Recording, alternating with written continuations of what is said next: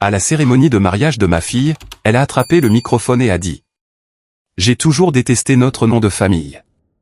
J'ai honte d'être sa fille. Mais enfants ne le porteront jamais. » Tout le monde a ri. Mais elle ne savait pas que ce nom venait de millionnaires. La même semaine, j'ai hérité de 20 millions de dollars. Je suis resté figé à la table d'honneur, ma flûte à champagne en cristal à mi-chemin de mes lèvres tandis que les mots de ma fille résonnaient dans la salle de bal. Les 300 invités, principalement la famille et les amis aisés de Craig, ont tressailli d'inconfort. Quelques-uns ont eu un hoquet. Les autres ont ri comme si Beverly avait fait une charmante blague au lieu de me rabaisser publiquement. Pour enfin devenir une Hamilton, a-t-elle poursuivi. Sa robe de créateur blanche scintillant sous la lumière du lustre, et laissé couper derrière pour toujours. Elle a levé son verre vers son nouveau mari, qui ne souriait pas. Le visage de Craig s'était immobilisé, ses yeux d'ardent entre Beverly et moi avec une expression que je ne pouvais pas tout à fait déchiffrer. Inquiétude, embarras, révélation. J'ai forcé mes lèvres à un sourire que j'espérais ressemblant et j'ai levé mon verre mécaniquement. 36 ans. D'instinct maternel, protéger Beverly, ne jamais faire de scène, tout sacrifier. Pour son bonheur, longtemps porté sur la douleur déchirante dans ma poitrine. Le toast a continué. Le moment est passé. L'organisatrice de mariage a fait signe à l'orchestre de commencer à jouer. Mais la blessure est restée à vif et exposée. Comme une brûlure au 3e degré qui n'avait pas encore commencé à faire mal. Parce que les terminaisons nerveuses étaient trop endommagées pour enregistrer la douleur. Marion, une main douce a touché mon bras. La mère de Craig, Elizabeth Hamilton, s'est penchée vers moi, ses boucles d'oreilles en diamant captant la lumière. Je suis tellement désolé. C'était inapproprié. La gentillesse dans sa voix a failli briser mon calme. J'avais passé des mois à craindre que les Hamilton, avec leur fortune hôtelière et 5 générations de richesse, ne me méprisent, moi, une mère célibataire qui avait travaillé comme assistante administrative toute sa vie. Au lieu de cela, ils m'avaient chaleureusement accueilli, tandis que ma propre fille venait de me dénoncer pour s'attirer les faveurs de son nouveau cercle social. Beverly est juste excitée à l'idée de commencer sa nouvelle vie, ai-je dit automatiquement, les mêmes excuses que je faisais depuis qu'elle était adolescente, embarrassée par notre modeste maison et ma voiture pratique. Les yeux parfaitement fardés d'Elisabeth se sont légèrement rétrécis. C'est très gracieux de votre part. La réception a continué dans un flou. J'ai souri pour les photos. J'ai remercié les invités d'être venus. J'ai fait semblant de ne pas remarquer les regards de pitié ou les conversations chuchotées qui s'arrêtaient quand j'approchais. À travers tout cela, Beverly flottait dans la salle de bal dans sa robe de créateur, ne croisant jamais mon regard. Ce n'est que tôt le matin, seul dans ma chambre d'hôtel, que je me suis enfin autorisé à pleurer. Des sanglots profonds et déchirants qui venaient de quelque part sous l'humiliation. C'était du chagrin. J'ai réalisé que je pleurais la fille que je pensais avoir élevée. Les valeurs que je pensais avoir inculquées, la relation que je pensais que nous avions.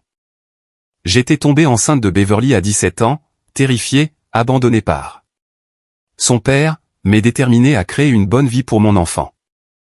Mes propres parents m'avaient entièrement soutenu, surtout mon père. Papa avait fait des doubles équipes comme mécanicien pour m'aider à terminer le lycée tout en m'occupant d'un nourrisson. Il gardait Beverly pour que je puisse suivre des cours du soir au collège communautaire. Il avait réparé ma vieille voiture à plusieurs reprises pour que je puisse me rendre à mes 2 emplois afin de payer les cours de danse de Beverly, ses voyages scolaires, et finalement ses frais d'université. Éducation et travail acharné, disait toujours papa, ce sont les seules choses que personne ne peut jamais vous enlever, Marion. Il est décédé quand Beverly avait 12 ans, un homme discret et sans prétention qui Lisait voracement malgré avoir quitté l'école après la 8e année. Beverly l'avait à peine connue, déjà trop préoccupée à essayer de se lier d'amitié avec les filles riches de l'école privée que j'avais tout sacrifié pour lui offrir. Le lendemain du mariage, j'ai quitté l'hôtel tôt, évitant le brunch d'adieu. Je ne pouvais pas supporter de voir Beverly et Craig partir pour leur lune de miel. De 3 semaines en Méditerranée, pas avec ces mots résonnant encore dans mes oreilles. Je suis rentré chez moi, dans mon modeste bungalow de 2 chambres. La maison où j'avais élevé Beverly seule, travaillant des heures supplémentaires. Pour payer le prêt immobilier tout en consacrant chaque dollar disponible à son éducation et à ses opportunités. La maison qu'elle avait été si impatiente de quitter. Le voyant du message de mon répondeur clignotait, probablement des invités du mariage ou des proches appelant pour prendre de mes nouvelles. Je l'ai ignoré, trop épuisé émotionnellement pour parler à qui que ce soit. 3 jours se sont écoulés dans un brouillard. J'ai appelé pour me déclarer malade au travail pour la première fois en 11 ans. J'ai ignoré le téléphone. Je me suis déplacé dans ma maison vide comme un fantôme, entouré de photographies d'une fille qui avait honte de moi. Le 4e jour, la sonnette a retenti. J'ai failli ne pas répondre, mais quelque chose, peut-être des années de vie adulte responsable, m'a poussé à me lever. Julia Williams se tenait sur mon porche. Élégante dans son tailleur malgré la chaleur estivale, sa mallette à la main. Nous étions meilleurs amis depuis la 3e année. Elle m'avait tenu là. Main pendant l'accouchement de Beverly, m'avait aidé à étudier pour les cours. Du soir, avait célébré chaque petite victoire de ma maternité célibataire avec moi. Maintenant avocate à succès, elle avait assisté au mariage, mais était partie tôt pour une urgence professionnelle.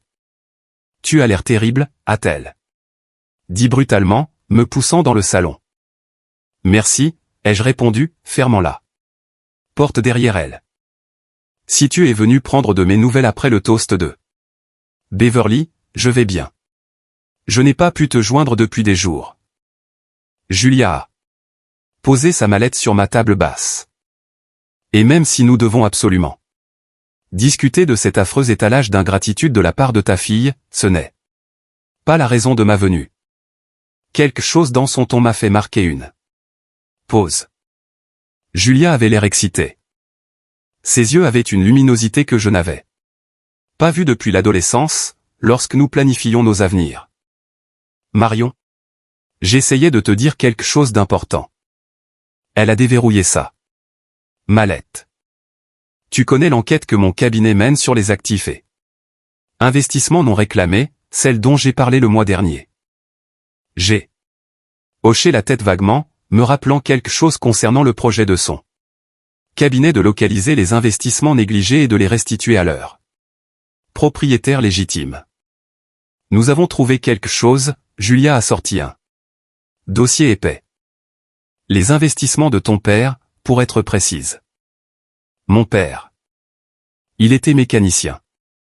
Il n'a jamais eu d'argent à investir. Julia a souri, faisant glisser le dossier sur la table vers moi. Apparemment, c'était aussi un génie discret. En 1972, il a acheté un terrain à ce qui était alors la périphérie de la ville. Un terrain qui se trouve maintenant directement sur le chemin du nouveau développement du couloir technologique. Ma main a tremblé. En ouvrant le dossier, voyant des photocopies de titres de propriété et de contrats écrits de la main soignée de mon père. Il y a plus, a poursuivi Julia. Il a aussi acheté des actions d'une petite start-up d'informatique. En 1976, 1000 actions à $2 chacune. Cette entreprise est maintenant Velance Tech. Ma tête s'est relevée brusquement. Même moi, je connaissais Velance Tech, l'une des plus grandes corporations technologiques du monde. Marion, a dit Julia doucement, ton père t'a laissé un peu plus de 20 millions de dollars. 20 millions de dollars? Les mots me semblaient étrangers, des symboles mathématiques, plutôt qu'une somme d'argent réelle qui pourrait m'appartenir. C'est impossible. Julia a sorti d'autres documents sa mallette, relevé bancaire, certificat d'action, et évaluations immobilières. Les étalant sur ma table basse comme des cartes à jouer dans une partie à enjeu élevé. Le terrain seul vaut 8,3 millions avec les nouveaux plans de développement, a-t-elle expliqué, tapant sur une carte colorée. Les actions Vélance Tech, ajustées pour les divisions et les dividendes sur 45 ans, s'élèvent à environ 11,7 millions. Il y a aussi quelques investissements plus modestes qui totalisent environ 800 000 $. J'ai fixé les papiers, cherchant un signe que c'était une erreur élaborée. Mon père avait réparé des voitures pour vivre. Nous avions vécu dans une petite maison de location toute mon enfance. Maman avait travaillé comme serveuse jusqu'à ce que son arthrite devienne trop douloureuse. Nous n'avions jamais eu faim, mais le luxe était inexistant. Ma mère était-elle au courant de cela? Julia a secoué la tête. D'après la documentation, je ne crois pas. Tout était au nom de ton père. Uniquement, et il n'y a jamais touché. Pas même quand ta mère avait besoin de soins médicaux coûteux avant de décéder. Ma meilleure supposition est qu'il considérait ces investissements comme extrêmement à long terme, peut-être destinés aux générations futures. Générations futures. L'ironie m'a frappé comme un coup physique. Beverly, qui venait de renoncer publiquement à son héritage Cooper, était la future génération à laquelle mon père pensait lorsqu'il avait investi si soigneusement ses modestes économies. Quelqu'un d'autre est-il au courant de cela? Juste l'équipe de recherche d'actifs de mon cabinet, et ils sont tenus à la confidentialité. En tant que ton avocate désignée, j'ai été autorisé à t'informer directement. Je me suis levé du canapé, ayant besoin de bouger alors que les pensées défilaient dans mon esprit. Par la fenêtre du salon, je pouvais voir Madame Abernathy promener son teckel devant ma pelouse légèrement envahie. La même vue que j'avais eue pendant 26 ans, la même vie ordinaire que Beverly avait trouvée si honteuse. Le nom Cooper qu'elle est si désespérée d'échapper, ai-je dit doucement, représente 20 millions de $. Julia m'a regardé attentivement. À quoi penses-tu, Marion? À quoi pensais-je? La question a débloqué un flot d'émotions que je ne pouvais pas immédiatement démêler. Choc, justification, amertume, et quelque chose d'autre. Quelque chose qui ressemblait dangereusement à la liberté. Je pense à Barcelone, ai-je dit, me surprenant moi-même. Julia a haussé les sourcils. Barcelone? Tu te souviens, au collège communautaire, ce cours d'architecture que j'adorais? Le professeur montrait des diapositives des bâtiments de Gaudí, et je me suis promis un jour de les voir en personne. Je me souviens que tu faisais des doubles équipes à l'hôpital à l'époque et Beverly a été acceptée à ce programme de danse d'été d'élite la même semaine. L'acompte était dû immédiatement. J'ai haussé les épaules. Barcelone a été rangé avec tous mes autres rêves d'un jour. Des rêves que j'avais rangés un par un pour créer des opportunités pour Beverly. Le diplôme d'architecture que j'avais abandonné pour un emploi administratif fiable. Avec une meilleure assurance maladie. Le fonds de voyage qui est devenu les frais de scolarité de l'école privée de Beverly. Le petit atelier de poterie que j'avais espéré ouvrir et qui a plutôt financé la garde-robe de créateur de Beverly quand elle a insisté qu'elle était ostracisée pour porter des vêtements de pauvre. Tu pourrais aller à Barcelone demain si tu voulais, a fait remarquer Julia. Tu pourrais y acheter une maison. La possibilité planait dans l'air entre nous, presque trop énorme pour être envisagée. Beverly et Craig ne rentreront pas de leur lune de miel avant 2 semaines et demie. Ai-je dit lentement, des idées commençant à se cristalliser. Ils sont sûrs. Cette croisière méditerranéenne que ses parents leur ont offerte et j'ai besoin de temps pour réfléchir à ce que cela signifie, à ce que je veux faire. J'ai désigné les documents étalés sur la table. Toutes ces années, j'ai cru Que j'étais juste une mère célibataire de la classe ouvrière qui avait eu de la chance avec un enfant en bonne santé et intelligent. Maintenant, je découvre que je suis millionnaire. Tu es millionnaire depuis des années, a corrigé Julia. Tu ne le savais juste pas. J'ai ramassé un certificat d'action avec le nom de mon père dessus. Thomas James Cooper, un homme calme, réfléchi, qui lisait des livres de bibliothèque par douzaines et m'a appris à changer mon propre huile. Qui m'a dit quand mon petit ami de lycée m'a abandonné après avoir appris que j'étais enceinte, la famille te soutient quand la vie devient difficile. Beverly ne sait pas encore, ai-je dit. La réalisation m'envahissant pleinement. Personne ne sait, sauf toi et moi. Quelque chose a dû transparaître dans mon expression car Julia s'est penchée en avant. Marion. Quoi que tu penses, rappelle-toi que légalement, cet argent est entièrement le tien. Ton père t'a tout laissé directement, pas à Beverly. Je sais. J'ai posé le certificat soigneusement et pour la première fois de ma vie, je vais prendre une décision basée uniquement sur ce que je veux. Le lendemain matin, je me suis retrouvé assise en face de Monsieur Phillips à la First National Bank, ouvrant de nouveaux comptes et organisant le transfert de mes actifs nouvellement découverts. Julia m'accompagnait, guidant habilement le processus, pour s'assurer que tout était correctement documenté et sécurisé. Madame Cooper, c'est une somme assez substantielle, a remarqué Monsieur Phillips, améliorant clairement son traitement envers moi à chaque zéro ajouté à ma fortune nette. Nous serions ravis d'organiser une rencontre avec notre équipe de gestion de patrimoine à votre convenance. Ce serait bien, mais pas immédiatement, ai-je répondu. J'ai d'autres projets pour les prochaines semaines. Ces plans se sont concrétisés dès mon retour à la maison. J'ai réservé un billet aller simple pour Barcelone, départ dans 3 jours. J'ai contacté un agent immobilier pour mettre ma maison en vente, la maison où j'avais élevé Beverly, l'adresse qu'elle avait été embarrassée de donner à ses amis. J'ai passé les 2 jours suivants à trier 36 ans de ma vie.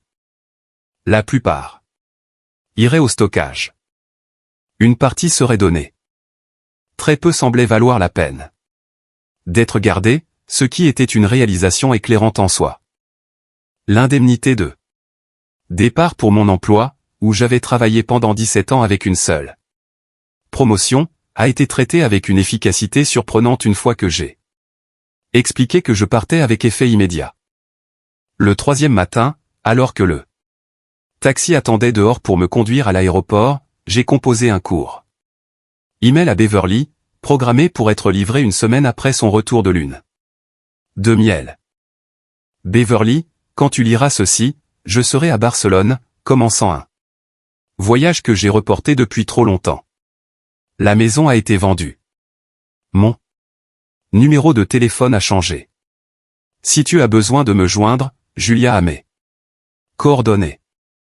À ton mariage, tu as exprimé clairement tes sentiments concernant le fait d'être une Cooper.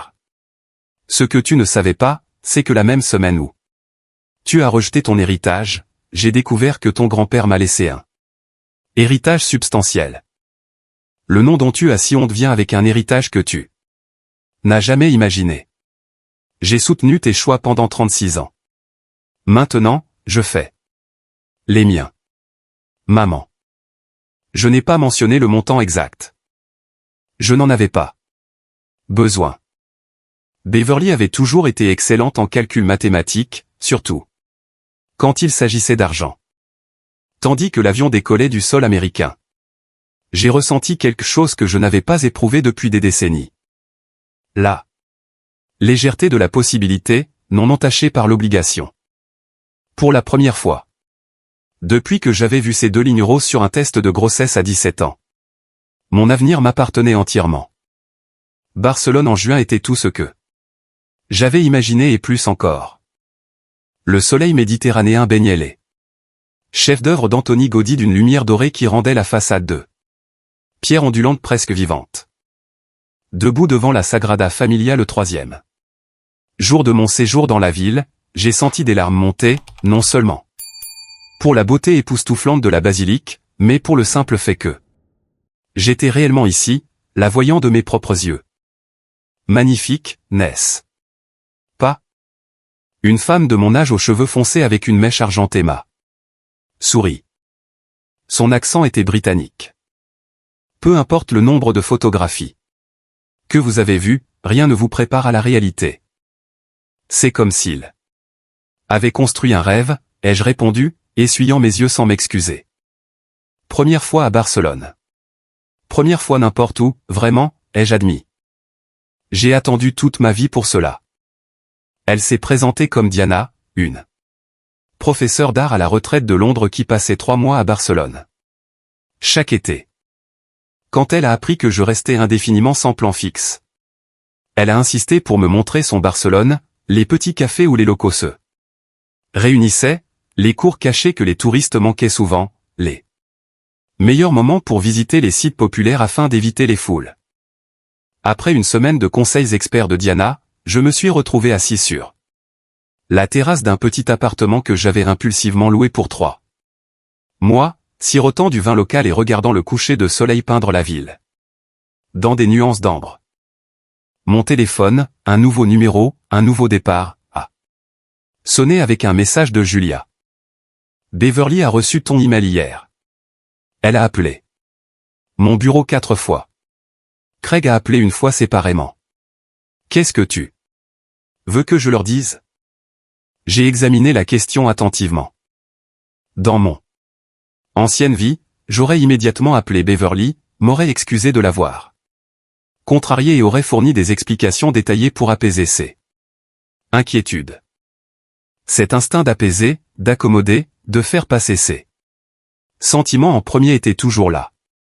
Une mémoire musculaire développée au cours de décennies de sacrifices maternels. Mais quelque chose avait changé en moi. La femme qui avait subi en silence l'humiliation publique au mariage de sa fille était en train de changer. Pas de se durcir exactement, mais de trouver son propre centre de gravité. Dis à Beverly que je vais bien et que je la contacterai quand je serai prête. Dis à Craig merci pour son inquiétude. La réponse de Julia est venue rapidement. D'accord. Comment va Barcelone? Je lui ai envoyé une photo de ma vue, les lumières de la ville commençaient à scintiller au crépuscule, comme un réveil après une très longue sieste. Le lendemain matin, je me suis inscrite à un cours d'histoire de l'architecture de 6 semaines axé sur le modernisme catalan.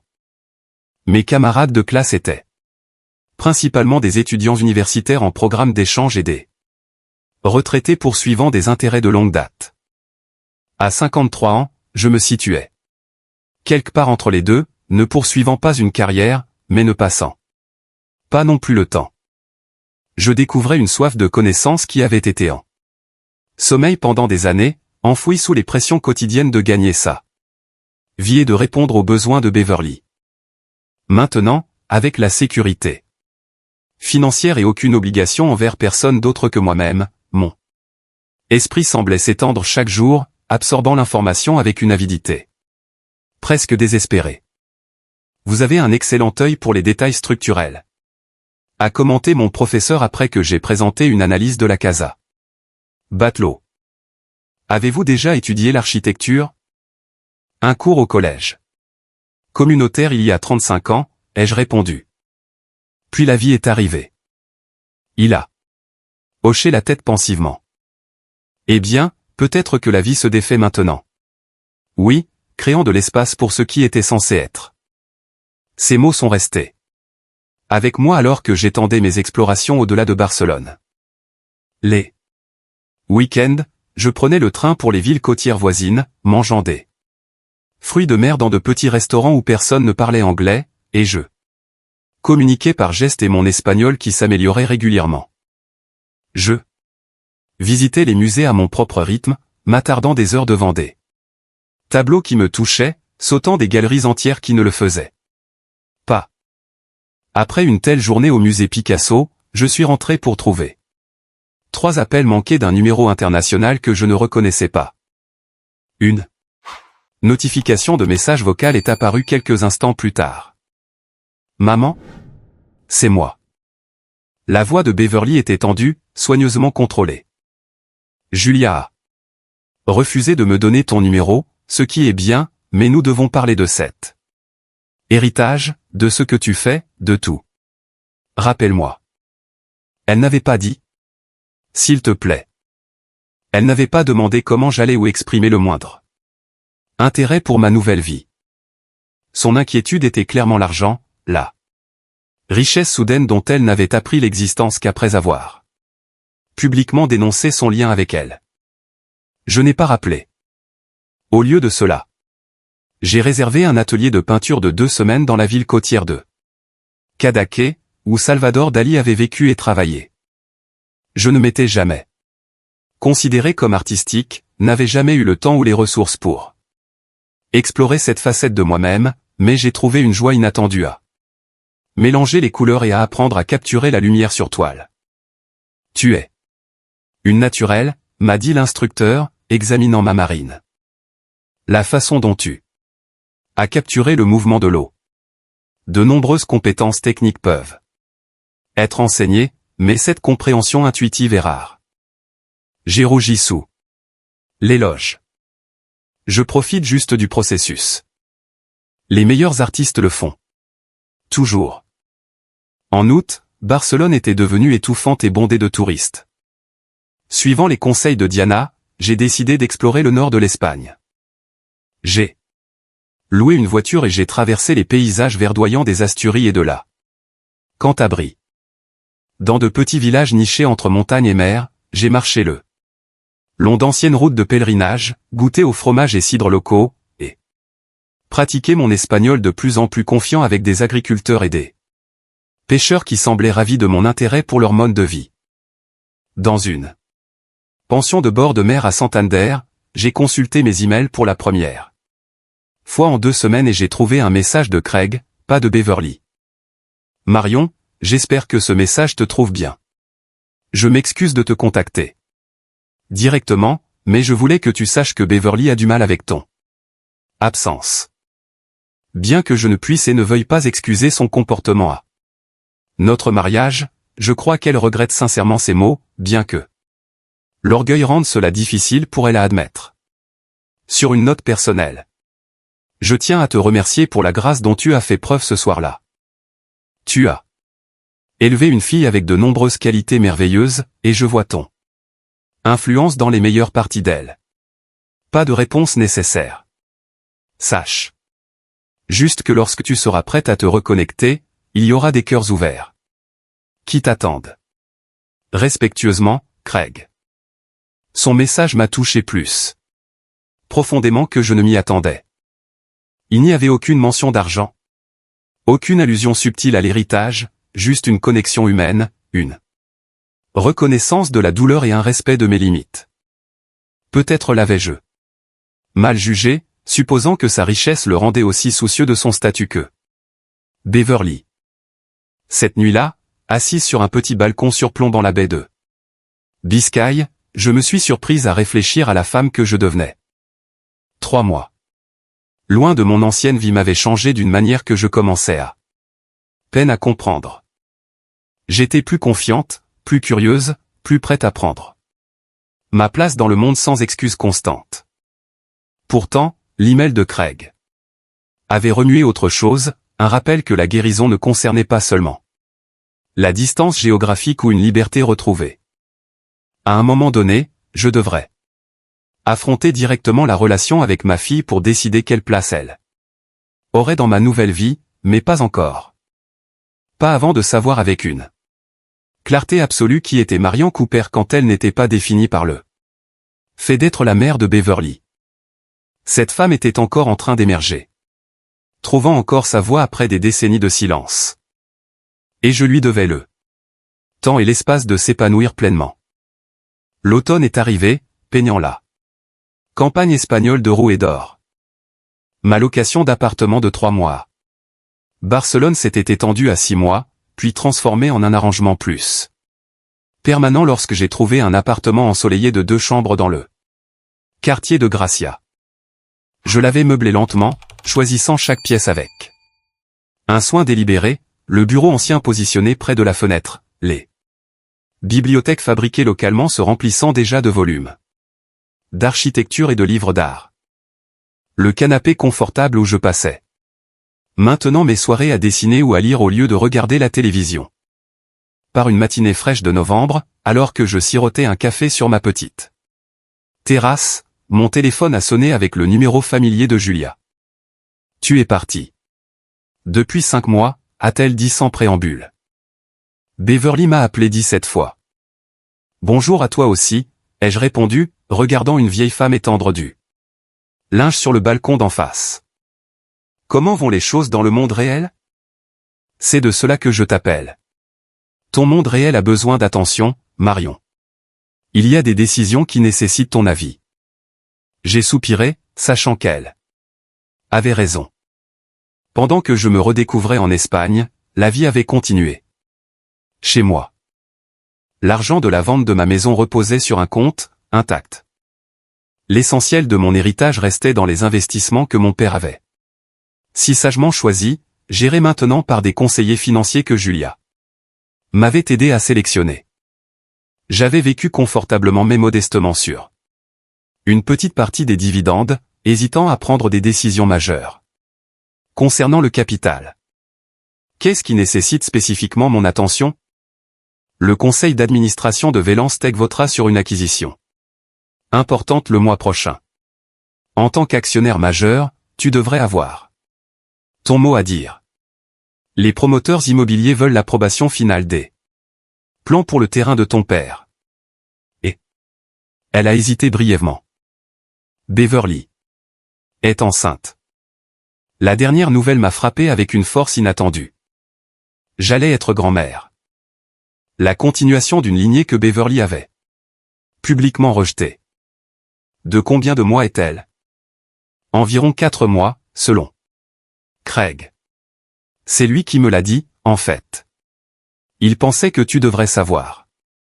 Donc Beverly n'avait pas voulu me le dire elle-même ou peut-être ne savait pas comment me joindre puisque j'avais maintenu mes distances malgré le fait de savoir que Julia pouvait nous mettre en contact si je le souhaitais. Quoi qu'il en soit, la nouvelle a créé un enchevêtrement complexe d'émotions, joie, tristesse, mélancolie, et un étrange sentiment de la progression implacable du temps. Merci de me l'avoir fait savoir. J'ai regardé un couple d'oiseaux se poser sur la balustrade de ma terrasse, intrépides dans leur proximité avec les humains après des générations de vie urbaine. Je réserverai un vol pour la maison la semaine prochaine, juste pour une courte visite afin de régler les affaires. Et Beverly, j'ai hésité. Je la verrai si elle veut me voir, mais Julia, je ne déménage pas définitivement. Ma vie est ici maintenant. Après avoir mis fin à l'appel, je suis restée assise longtemps, contemplant le changement qui s'était produit en moi. 6 mois auparavant, la nouvelle de la grossesse de Beverly m'aurait fait rentrer immédiatement à la maison, impatiente de la soutenir, de reprendre le rôle familier de mère qui se sacrifie. Maintenant, si je ressentais un bonheur sincère pour le bébé, je reconnaissais aussi que Beverly était une adulte avec un mari et ses propres ressources. Ma présence n'était pas essentielle à son bien-être, et maintenir mon propre bien-être était enfin devenu une priorité. Le vol de retour vers les États-Unis a eu l'impression de remonter le temps. Tandis que l'avion descendait vers un territoire familier, j'ai étudié mon reflet dans la petite fenêtre. Le même visage, mais en quelque sorte différent. Mes cheveux, autrefois soigneusement colorés pour cacher les gris, montraient maintenant des mèches argentées distinguées. Mes vêtements, autrefois choisis pour leur praticité et leur modestie, reflétaient maintenant un style personnel en développement, des foulards élégants, des couleurs vives, des pièces confortables mais bien coupées, qui convenaient à ma silhouette encore svelte. Julia m'a rencontré à l'aéroport, m'embrassant chaleureusement avant de reculer pour m'examiner d'un œil critique. L'Europe te réussit, a-t-elle déclaré. Tu as l'air 10 ans. Plus jeune. Je le ressens, ai-je admis en marchant vers sa voiture. Être invisible me vieillissait. Elle a hoché la tête avec compréhension. Je t'ai réservé au Westfield Hotel en centre-ville. Tes rendez-vous avec l'équipe financière et les promoteurs sont prévus pour demain et jeudi. Et elle m'a regardé de côté. Craig a appelé quand je lui ai dit que tu venais. Lui et Beverly aimerait te voir. J'ai pris une profonde inspiration. A-t-il dit. Pourquoi? Juste que c'est important pour Beverly. Elle a une grossesse difficile. Rien de dangereux, a-t-elle ajouté rapidement, voyant mon alarme. Juste inconfortable. Nausée matinale, fatigue. Je me suis souvenu de ces jours trop bien.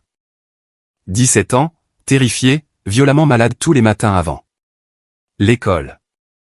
Mon père me tenait les cheveux en arrière, m'apportait des toasts secs et du ginger ale, me conduisait à l'école quand j'étais trop étourdi pour marcher les 6 pâtés de maison. Personne ne l'avait fait pour moi parce que le père de Beverly était censé le faire, et il avait disparu au moment où le test de grossesse s'était avéré positif. Je les verrai demain soir, ai-je décidé. Après les réunions d'affaires, l'hôtel était luxueux d'une manière que j'aurais trouvée intimidante auparavant. Maintenant, j'appréciais simplement les draps impeccables, le service efficace et l'excellent café du service d'étage que j'ai savouré le lendemain matin en me préparant pour mes réunions.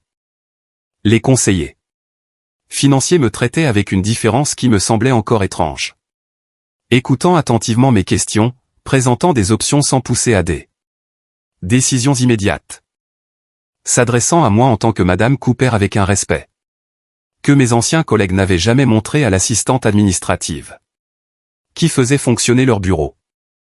Les promoteurs immobiliers étaient tout aussi empressés, décrivant diverses possibilités pour le terrain que mon père avait acheté 5 décennies plus tôt. Un développement à usage mixte était leur recommandation, des espaces commerciaux, des bureaux et des unités résidentielles avec des espaces verts importants intégrés dans tout le design. Nous pourrions nommer la place centrale d'après votre père, a suggéré l'architecte principal. Cooper Plaza a une belle sonorité. L'idée m'a fait monter des larmes inattendues aux yeux. Mon père discret et sans prétention. Commémoré dans la ville où il avait passé sa vie à réparer les véhicules des autres, sans jamais laisser deviner l'héritage qu'il construisait. Tranquillement. Il aurait aimé ça, ai-je dit doucement. Mais à une condition, je veux que 30% des unités résidentielles soient désignées comme logements abordables pour les familles de travailleurs avec des augmentations de loyers contrôlés. Les promoteurs ont échangé des regards, calculant clairement l'impact sur leur marge bénéficiaire. C'est une demande inhabituelle pour ce type de développement, a commencé l'un d'eux prudemment. Ce sont mes conditions, ai-je répondu, une nouvelle fermeté dans ma voix. Mon père a travaillé toute sa vie pour assurer la stabilité de sa famille. Je veux que son héritage offre la même stabilité aux autres. Après quelques négociations, ils ont accepté 25% d'unités abordables, ma fondation, encore à établir, mais soudainement clair dans mon esprit, subventionnant la différence pour atteindre mon objectif de 30%. J'ai quitté la réunion avec une profonde satisfaction qui n'avait rien à voir avec le gain financier et tout à voir avec l'honneur des valeurs qui m'avaient façonné. La rencontre avec Beverly et Craig, prévue à 19h. Chez eux, se profilait. Alors que mon taxi approchait de leur adresse dans un quartier exclusif, j'ai senti mes épaules se tendre, de vieilles anxiétés refaisant surface. J'ai pris une profonde inspiration, me rappelant que je n'étais plus la personne qui avait subi en silence l'humiliation publique au mariage de sa fille. J'étais Marian Cooper, une femme qui avait traversé les océans et s'était trouvée sur des rivages lointains. Quoi qu'il arrive ensuite, je l'affronterai, solidement ancré sur mes propres bases. La maison était exactement ce à quoi je m'attendais. Une coloniale majestueuse avec un aménagement paysager parfait et un garage pour 3 voitures, situé dans une rue où chaque propriété exsudait une richesse discrète. En payant le chauffeur de taxi, j'ai remarqué Beverly qui regardait par la fenêtre, sa silhouette disparaissant à mon approche de la porte d'entrée. Craig a répondu à mon coup. Son expression un mélange attentif de chaleur et d'incertitude. Marion, merci d'être venu. Il m'a embrassé la joue, un nouveau geste entre nous, et a reculé pour me laisser entrer. Tu as l'air merveilleuse. Merci. L'Espagne m'a fait du bien. Je lui ai tendu la bouteille de vin espagnol que j'avais apporté, une petite branche d'olivier. Beverly est dans le salon. Il a légèrement baissé la voix. Elle est nerveuse, plus qu'elle ne l'admettra. Le salon était une vitrine de designer. Canapé crème, œuvre d'art de bon goût. Rien n'était déplacé. Beverly s'est levée quand je suis entré, une main posée sur son ventre légèrement arrondi. Le geste semblait inconscient, protecteur. Maman. Sa voix a légèrement vacillé. Elle semblait plus mince qu'au mariage. Malgré la grossesse. Des cernes sombres ombrageaient ses yeux, et ses cheveux, habituellement parfaits, semblaient arrangés à la hâte. Je me suis approché d'elle avec précaution, incertaine du protocole pour ce moment. Devions-nous nous embrasser, nous serrer la main, faire comme si le toast du mariage n'avait jamais eu lieu? Beverly a résolu le dilemme en éclatant soudainement en larmes. Pas les jolies larmes contrôlées qu'elle avait perfectionnées adolescente, mais des sanglots rauques et désordonnés qui la pliaient en deux. Je suis désolé. A-t-elle haleté, couvrant son visage. Stupides hormones. Craig s'est immédiatement déplacé à ses côtés, la guidant vers le canapé. Je me suis assise en face d'eux, maintenant une petite mais délibérée distance. Tu as été bien? Ai-je demandé quand ses pleurs se sont calmés, gardant un ton doux mais neutre. Beverly a hoché la tête, essuyant ses yeux avec un mouchoir que Craig lui avait tendu. Les nausées matinales sont meilleures maintenant. Le médecin dit que tout est en bonne voie pour avril. Elle a jeté un coup d'œil à mon visage, puis a détourné le regard. Tu as l'air différente. Je suis différente. Un silence inconfortable a rempli la pièce. Craig l'a finalement brisé, offrant des boissons et disparaissant dans la cuisine pour nous donner un moment seul. Pourquoi ne m'as-tu pas dit, a demandé Beverly dès qu'il fut parti. À propos de l'argent de grand-père. À propos d'être. Elle a lutté avec le mot « riche ». Je ne le savais pas moi-même avant ton mariage. Mais tu le savais avant de quitter le pays. Tu aurais pu m'appeler, tout expliquer. J'ai étudié le visage de ma fille. Belle même dans la détresse. Avec des traits qui avaient toujours ressemblé plus à ceux de mon père qu'au mien. Est-ce que cela aurait eu de l'importance? Est-ce que le fait de connaître l'argent aurait changé ce que tu ressens en étant une coupère? Elle a légèrement tressailli. Ce toast était. J'avais bu du champagne. J'étais nerveuse. C'est sorti de travers. Vraiment? Où est-ce sorti exactement? Comme tu le pensais, juste pas dans un contexte où tu t'attendais à en rendre compte? Beverly a baissé les yeux sur ses mains, parfaitement manucurées, ornées de sa bague de fiançailles substantielle et de son alliance.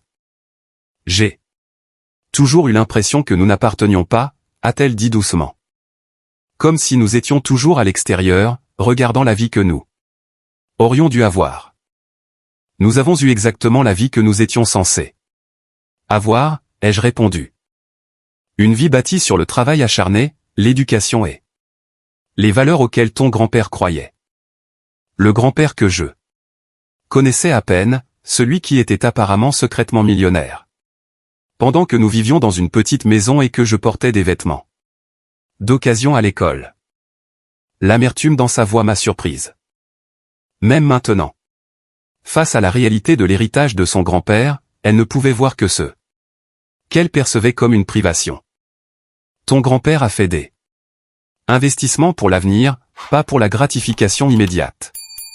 Il comprenait la différence entre la valeur et le prix, quelque chose que j'ai aussi essayé de t'enseigner. Craig est revenu avec un plateau de boissons, de l'eau pétillante pour Beverly, du vin pour nous. Il nous avait clairement laissé de l'espace pour naviguer dans la gêne initiale.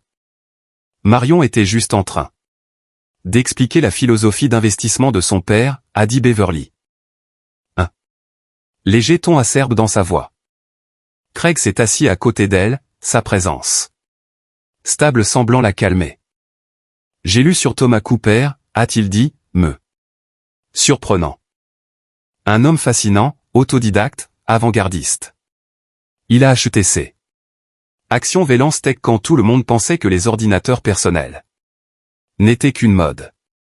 J'ai souri, étrangement touché, qu'il ait pris le temps d'apprendre sur mon père. Papa lisait constamment des revues scientifiques, des magazines d'affaires, tout ce qu'il pouvait obtenir de la bibliothèque. Il disait toujours que la connaissance était le meilleur investissement. C'est pour ça que tu es allé en Espagne, a demandé Beverly. Pour la connaissance, en partie. Et en partie pour découvrir qui je suis quand je ne suis pas défini par les attentes des autres. Les yeux de Beverly se sont remplis de larmes à nouveau. Tu es parti à cause de ce que j'ai dit au mariage. Je suis parti parce qu'il était temps pour moi de donner la priorité à mes propres rêves pour une fois. Ton toast a été un catalyseur. Oui, mais ce voyage était attendu depuis longtemps. Craig s'est penché en avant, son expression sincère. Nous voulons tous les deux que tu saches que nous respectons la distance que tu as créée et que nous sommes sincèrement heureux que tu trouves l'épanouissement. Mais avec l'arrivée du bébé, il a jeté un coup d'œil à Beverly, qui a hoché la tête en signe d'encouragement. Nous espérons qu'il y aura de la place dans ta nouvelle vie pour une relation avec ton petit enfant. La franchise de son approche était rafraîchissante. Pas de manipulation, pas de culpabilité, juste une reconnaissance directe de la situation. J'aimerais cela, ai-je dit. Honnêtement. Mais selon de nouvelles conditions. Je ne serai pas là. Grand-mère qui existe uniquement pour fournir des services de garde d'enfants. Gratuit ou un soutien financier. J'ai ma propre vie maintenant, une vie que je ne suis pas prête à abandonner. Bien sûr, a rapidement acquiescé Craig. Beverly semblait moins certaine, me regardant avec une lassitude nouvelle. Reconnaissant peut-être que la mère qui avait toujours satisfait ses souhaits avait été remplacée par quelqu'un avec des limites fermes.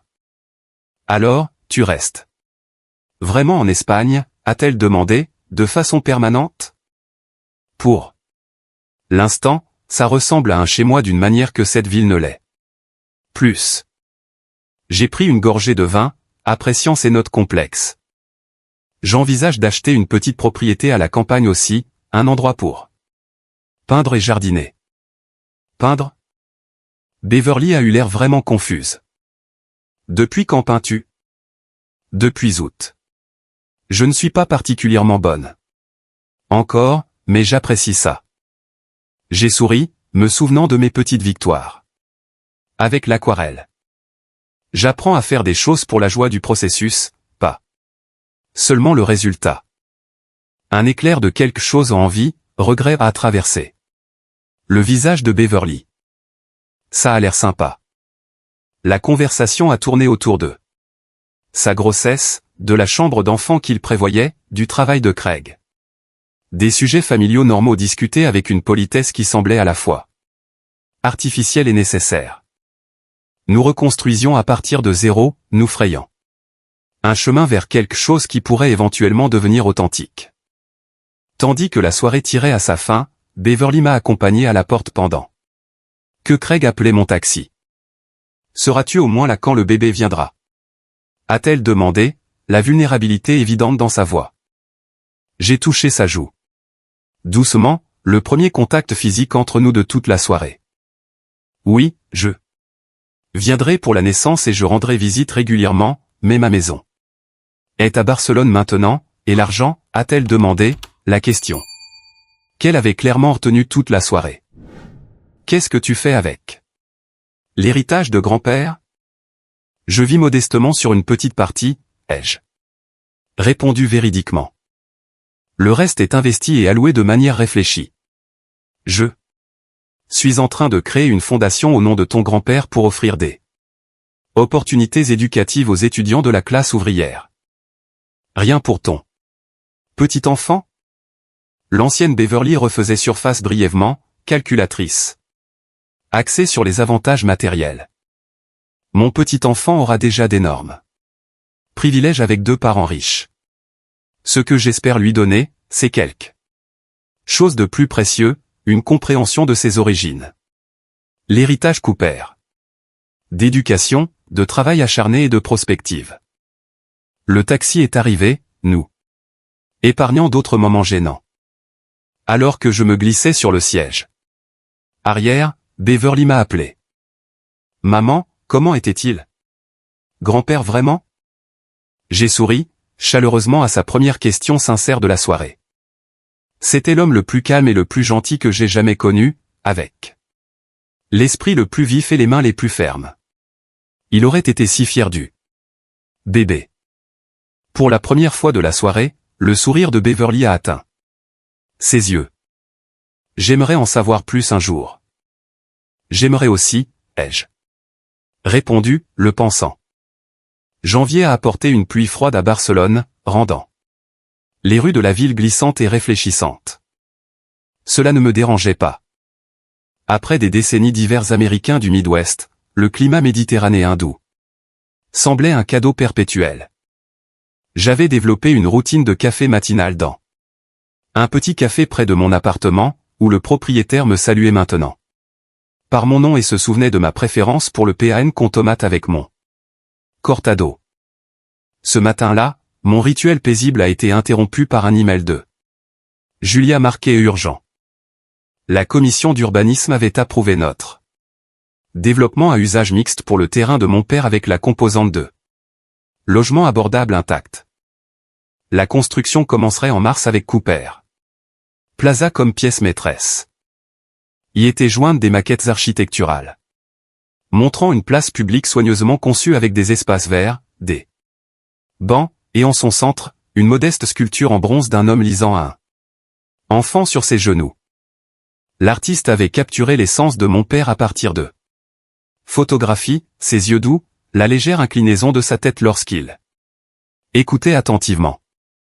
Les grandes mains capables qui pouvaient à la fois réparer des moteurs compliqués et tourner les pages délicates de mes livres d'histoire d'enfance. Les larmes ont brouillé ma vision en étudiant les images. Papa aurait été embarrassé par cette reconnaissance, mais fier de son objectif. Cooper Plaza deviendrait un lieu de rassemblement pour les familles entourées d'eux.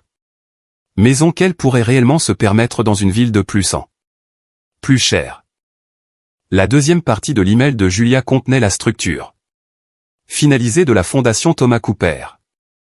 Après des mois de planification avec des conseillers juridiques et financiers, nous avions créé une organisation qui fournirait des bourses d'études aux étudiants de la classe ouvrière poursuivant des métiers, des formations techniques ou des diplômes universitaires traditionnels. Un accent particulier serait mis sur les parents célibataires cherchant à s'instruire tout en élevant des enfants.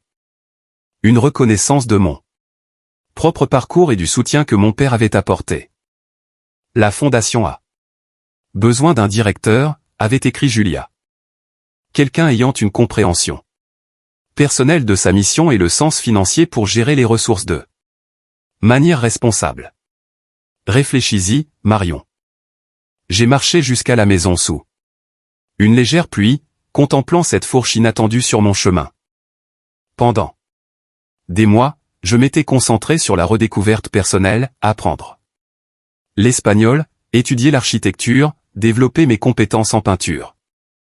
La fondation exigerait de retourner régulièrement aux États-Unis, de collaborer avec des partenaires institutionnels, de prendre des décisions qui impacteraient De nombreuses vies. Cela signifierait de revenir dans le monde que j'avais laissé derrière moi, quoique dans un rôle très différent. À la maison, j'ai trouvé un colis de Craig, un magnifique journal relié en cuir avec un mot expliquant que Beverly était entrée dans son 3e trimestre et qu'il commençait des cours de préparation à l'accouchement. Le journal, suggérait-il, pourrait être un endroit où je pourrais enregistrer des souvenirs ou des sagesses que je voulais partager avec ma petite fille. Sa prévenance m'a touché. Depuis ma visite en novembre, Craig avait maintenu un contact régulier. Par des emails brefs et respectueux, des nouvelles de la grossesse, des questions sur ma vie à Barcelone, sans jamais pousser à une connexion plus forte que celle à laquelle j'étais prête. Beverly, en revanche, avait été sporadiquement en contact avec de courts SMS allant de mise à jour prétexta des déversements émotionnels de minuit selon son humeur et son état hormonal. J'ai passé mes doigts sur le cuir doux du journal, réfléchissant à ce que je voudrais que ma petite fille sache de son arrière-grand-père, certainement la valeur de la patience et de la pensée à long terme, la capacité de trouver sa propre voie, même si cela arrive plus tard dans la vie. Peut-être que la direction de la fondation ferait partie de l'héritage que je pourrais décrire dans ces pages. Non seulement l'héritage de la richesse, mais l'héritage d'un but. J'ai appelé Julia ce soir-là pour discuter de la direction. Je devrais la structurer différemment d'un rôle traditionnel, ai-je expliqué. Barcelone reste ma base. Je pourrais passer une semaine par mois aux États-Unis avec une implication virtuelle supplémentaire. Ça pourrait fonctionner, a convenu Julia. Nous aurions besoin d'un solide gestionnaire au quotidien sur le terrain, mais tu pourrais fournir une orientation stratégique et être le visage public de la fondation si nécessaire. Visage public ? Tu sais, je n'ai jamais été à l'aise avec l'attention. Elle a ri doucement. La Marion Cooper, qui a disparu en Espagne sans prévenir et qui dicte maintenant les conditions de gestion d'une fondation de plusieurs millions de dollars, semble tout à fait à l'aise pour prendre des décisions audacieuses. Juste remarque, ai-je concédé, souriant malgré moi. Après notre appel, j'ai ouvert mon ordinateur portable pour rechercher des fondations similaires, voulant comprendre les meilleures pratiques avant de m'engager. Une notification de mail est apparue de Beverly avec le sujet « Idée de nom ». Maman, nous avons une autre rendez-vous des 30 semaines aujourd'hui. Tout est parfait. Nous finalisons les choix de nom, et je voulais ton avis puisque ce sera ton seul petit enfant. Pour un garçon, James Craig Hamilton, d'après le père de Craig. Pour une fille, Elizabeth Victoria Hamilton, d'après la mère de Craig et mon deuxième prénom. Fais-moi part de tes pensées, Beverly. J'ai fixé l'écran, absorbant les implications. Pas de Cooper nulle part dans les options de nom. Ton seul petit enfant, affirmé comme un fait alors que Beverly n'avait que 36 ans et pourrait certainement avoir d'autres enfants à l'avenir. Le message semblait à la fois une branche d'olivier, demandant mon opinion, et un rappel de mon statut périphérique dans sa nouvelle vie. J'ai envisagé diverses réponses, de la mention de l'omission de Cooper à la simple approbation de ses choix. Aucune ne me semblait juste. Après mûre réflexion, j'ai écrit « Beverly, merci de m'inclure dans cette décision. Les deux options sont charmantes, honorant la tradition familiale de Craig. Je suis curieuse, ton beau-père ou ta belle-mère avait-il des deuxièmes prénoms qui pourraient laisser de la place à un lien? Cooper? Ton grand-père serait si fier de voir son héritage se perpétuer dans cette nouvelle génération. Quoi qu'il en soit, j'ai hâte de rencontrer ce petit être en parfaite santé en avril. Amour, maman. J'ai fermé mon ordinateur portable, sans attendre de réponse. Les limites que j'avais établies depuis mon départ étaient toujours nécessaires, ai-je réalisé. Bien que notre relation guérissait progressivement, les anciens schémas demeuraient, le rejet par Beverly de son héritage Cooper, mon instinct d'accommoder plutôt que de défendre mes propres intérêts. Le lendemain matin, un autre email de Julia. La commission d'urbanisme avait demandé ma présence à la cérémonie d'inauguration de Cooper Plaza en mars. Le calendrier correspondait parfaitement à la date d'accouchement prévue de Beverly début avril. Je pouvais assister à la cérémonie, rencontrer des membres potentiels du personnel de la fondation et être présente pour la naissance de ma petite fille. Tandis que je me préparais à répondre, un texto de Beverly est arrivé. Thomas James Hamilton pour un garçon. Elizabeth Cooper Hamilton pour une fille. Craig l'a suggéré. Il dit « Chaque héritage mérite le respect. » J'ai souri, ressentant une vague d'appréciation pour l'intelligence émotionnelle de mon gendre. Peut-être Craig comprenait-il mieux que Beverly l'importance d'honorer nos origines, même en traçant nos propres chemins.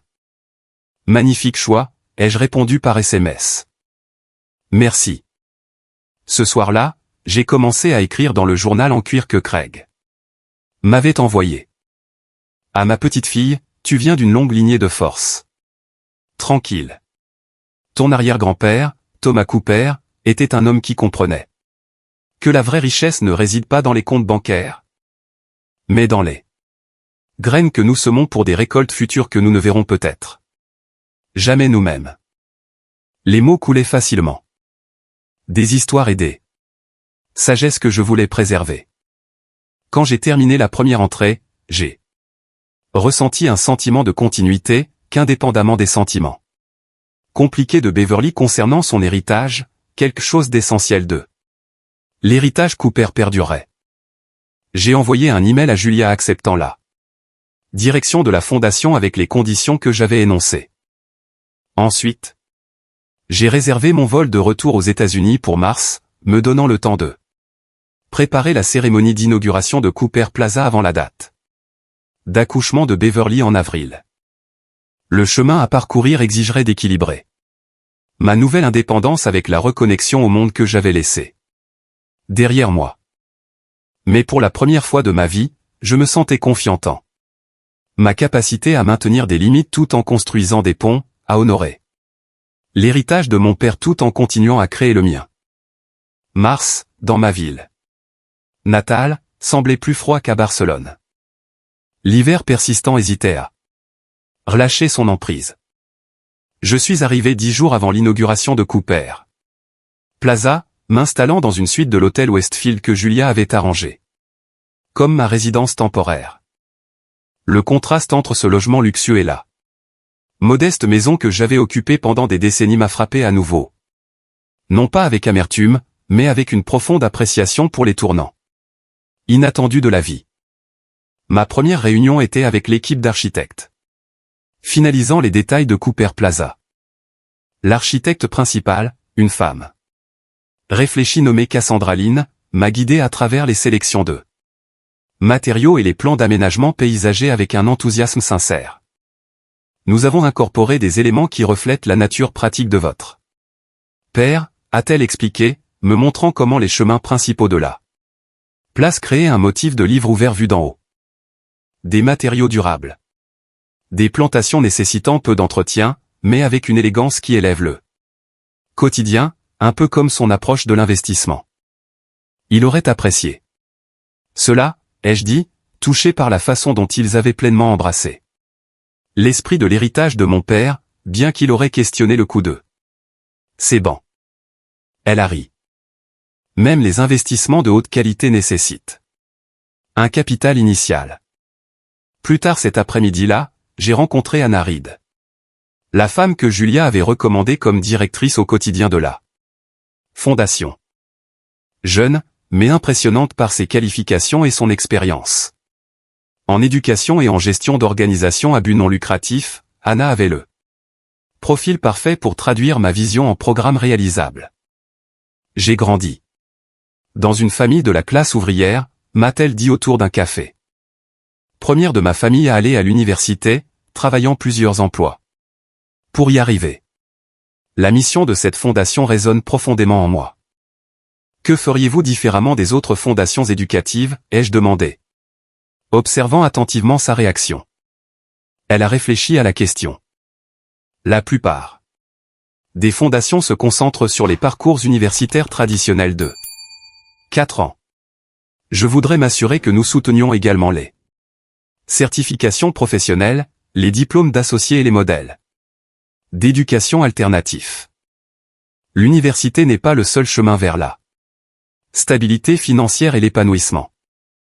À la fin de notre conversation, j'étais convaincu qu'Anna était la bonne personne pour mettre en œuvre les opérations quotidiennes de la Fondation. Avec sa présence locale et ma supervision stratégique depuis Barcelone, nous pourrions créer quelque chose de significatif ensemble. Ce soir-là, j'ai appelé Beverly pour lui faire savoir que j'étais arrivé en ville. À 36 semaines de grossesse, elle semblait épuisée, mais déterminée à maintenir son contrôle habituel. Nous avons terminé la chambre d'enfant, m'a-t-elle informé. La décoratrice a fait un thème forestier dans des couleurs non genrées. La mère de Craig pense que c'est trop moderne, mais c'est ma décision. Je suis sûr que c'est charmant, ai-je répondu, choisissant de ne pas m'engager dans le drame implicite de la belle-mère. Comment te sens-tu physiquement? Énorme, inconfortable. Prête à en finir. Sa voix s'est légèrement adoucie. Voudrais-tu? Tu voudrais voir la chambre d'enfant avant que le bébé n'arrive. L'invitation m'a surprise. Depuis ma visite de novembre, Beverly avait maintenu des limites soigneuses autour de sa maison et de son espace personnel. Cette petite ouverture semblait significative. J'aimerais beaucoup dîner demain. Rien de sophistiqué. Craig fait un barbecue. Parfait. Le lendemain soir, Craig m'a chaleureusement accueilli chez eux. Son véritable plaisir de me revoir était évident dans son large sourire et la façon dont il me guida vers le fauteuil le plus confortable avec une sollicitude habituellement réservée à Beverly. Elle se repose, expliqua-t-il, me tendant un verre de vin. Le médecin dit que sa tension artérielle est un peu élevée. Rien d'inquiétant pour l'instant, mais il la surveille. J'ai hoché la tête, me souvenant de mes propres complications de grossesse. Le dernier mois est difficile, surtout pour quelqu'un habitué à tout contrôler, a dit Craig avec une douce affection. Beverly a du mal avec les limitations physiques. Avant que je puisse répondre, Beverly est apparue. Dans l'embrasure de la porte, une main soutenant son ventre substantiel. Elle portait un legging et un pull oversized, un contraste frappant avec son apparence habituellement soignée. Son visage était légèrement bouffi, ses chevilles visiblement gonflées. Tu es magnifique, ai-je dit sincèrement, voyant en elle le miracle de la nouvelle vie qui transcendait l'inconfort temporaire. J'ai l'air d'une baleine, a-t-elle rétorqué, mais avec un sourire fantôme. Mais merci pour le mensonge. Le dîner fut étonnamment agréable, l'excellent barbecue de Craig, une conversation qui évitait soigneusement les sujets litigieux, et Beverly plus détendue que je ne l'avais vue depuis des années. Alors que nous nous attardions sur le dessert, elle mentionna la fondation. Un collègue de Craig fait partie du conseil d'administration d'une organisation similaire, a-t-elle dit, me regardant avec une expression que je ne pouvais pas tout à fait déchiffrer. Il dit que c'est impressionnant ce que tu mets en place. Merci. C'est encore en développement, mais nous avons fait de bons progrès. Tu n'as jamais mentionné vouloir diriger une fondation auparavant, a-t-elle observé. En fait, tu as toujours dit que tu détestais gérer les gens à ton poste d'administratrice. Je détestais gérer des gens qui sous-estimaient mes contributions, ai-je corrigé doucement. C'est différent. C'est créer quelque chose de significatif à partir de zéro avec une équipe qui partage la vision. Beverly a absorbé cela, puis a posé la question qui lui trottait peut-être dans la tête depuis des mois. Pourquoi grand-père n'a-t-il pas utilisé cet argent? De son vivant? Nous aurions pu avoir une meilleure maison, de meilleures écoles. Tu aurais pu avoir de l'aide pour m'élever au lieu de travailler toutes ces heures supplémentaires. Craig s'est légèrement tendu, peut-être craignant que cette ligne de question ne conduise à un conflit. Mais j'ai salué la franchise de Beverly. C'était la conversation la plus honnête que nous ayons eue depuis des années. Ton grand-père croyait en la sécurité plutôt qu'au luxe. Ai-je expliqué? Ses investissements étaient son filet de sécurité pour l'avenir de notre famille, un avenir qu'il n'était pas certain de vivre. J'ai croisé le regard de Beverly directement. Et je ne regrette pas la vie que nous avons eue. Travailler dur m'a apporté satisfaction. Notre maison était remplie d'amour, sinon de choses coûteuses. Mais ne voulais-tu pas plus, a-t-elle insisté. Des vêtements plus jolis, des vacances, les choses que mes amis avaient.